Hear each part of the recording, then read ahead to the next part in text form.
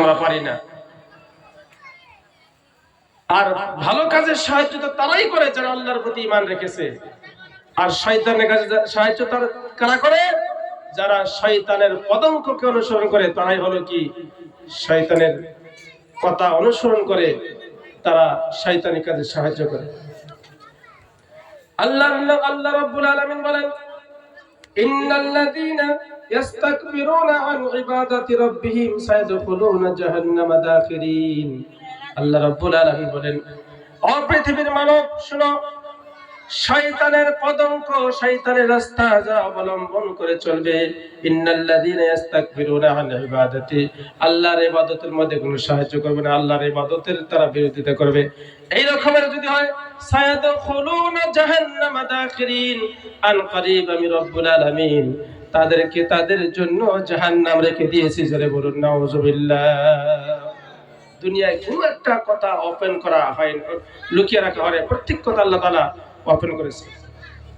শুধু তাই নয়, আল্লাহ রাব্বুল আলামিন আরো বলেছেন, ইন্নাল্লাযীনা কাযযাবু বিআয়াতিনা ওয়াস্তাকবারু আনহা লা তুফাত্তাহু লাহুম আবওয়াবুল জান্নাতি ওয়া লা ইয়াদখুলুনাল জান্নাতা হাত্তা ইয়ালিজাল জামালু ফি সাম্মিল খিয়াত।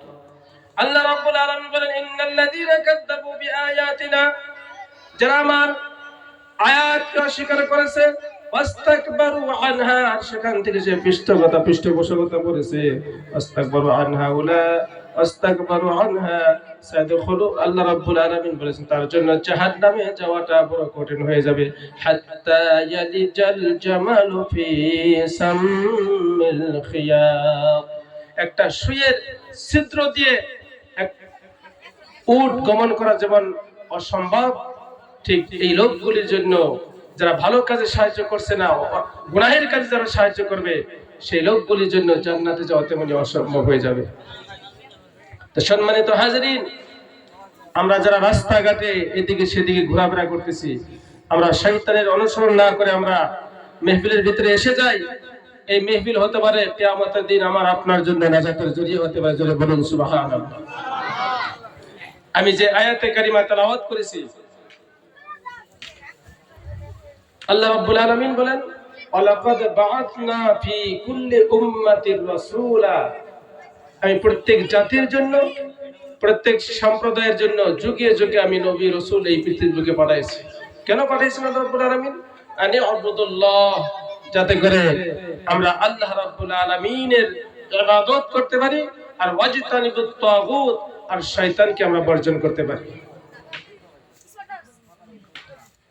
আল্লাহ রাব্বুল আলামিনের ইবাদত করার জন্য, আমরা যেন আল্লাহ তাআলার ইবাদত করি, সেই জন্য যুগে যুগে আল্লাহ রাব্বুল আলামিন নবী রাসূল পাঠাইছিলেন।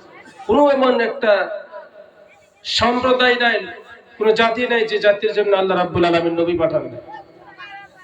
প্রত্যেক জাতির জন্য আল্লাহ তাবারক তাআলা নবী পাঠাইছিলেন, যাতে করে আমরা কি করতে পারি? আনি আবুদুল্লাহ, আমরা আল্লাহ রাব্বুল আলামিনের ইবাদত করতে পারি আর শয়তানকে বর্জন করতে পারি।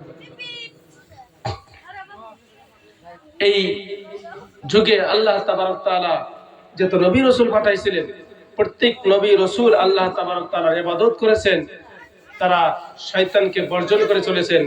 আমাদেরকেও সেই শয়তানকে বর্জন করে চলতে হবে, আল্লাহ তাআলার ইবাদত করতে হবে। আল্লাহ তাআলার ইবাদত, আল্লাহর আনুগত্য, আল্লাহর হুকুম কেমনে মানতে হবে, যুগে যুগে নবী রাসূলগণ সেগুলি আমাদেরকে দেখিয়ে গিয়েছে।